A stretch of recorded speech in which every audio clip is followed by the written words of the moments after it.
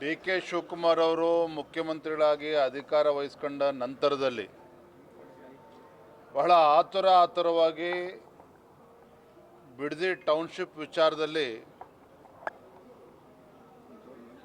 ಒಂದು ರೀತಿ ರೈತರ ಮೇಲೆ ದಬ್ಬಾಳಿಕೆ ಮಾಡುವಂಥ ಕೆಲಸಕ್ಕೆ ಕೈ ಹಾಕಿದ್ದಾರೆ.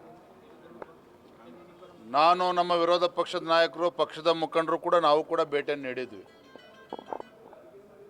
ಒಂದು ಕಡೆ ಸರ್ಕಾರ ಹೇಳ್ತಾರೆ 80% ರೈತರು ಬಿಡದಿ ಟೌನ್ಶಿಪ್ಪಿಗೆ ಅನುಮತಿಯನ್ನು ಕೊಟ್ಟಿದ್ದಾರೆ ಅಂತ ಹೇಳ್ತಾರೆ. ಆದರೆ ವಾಸ್ತವಿಕ ಸತ್ಯ ಏನಪ್ಪ ಅಂತ ಹೇಳಿದ್ರೆ 70-80% ರೈತರು ಇದಕ್ಕೆ ವಿರೋಧವನ್ನು ವ್ಯಕ್ತಪಡಿಸ್ತಾ ಇದ್ದಾರೆ.